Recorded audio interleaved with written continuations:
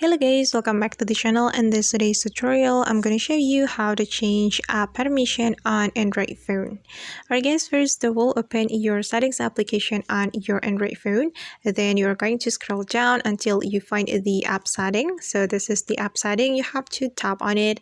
Then on this app setting, you have to tap on this three dots button on the top right corner of your screen. Then there will be several options for you and you are going to click on permission manager.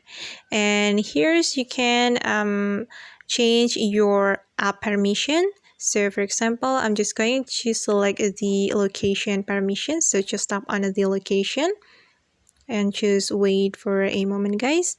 Okay, and as you can see right here guys, these are the application that I have allowed all the time to access my device location.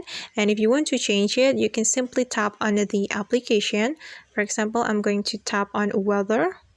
Okay, and you can change the location access for this app by clicking on this option guys. And for example, I'm going to select allow only while using the app. Then you're going to click on this option. Okay, and just go back to the previous section. And now the permission has been changed. And if you want to change the permission for another application, you just need to do the same step.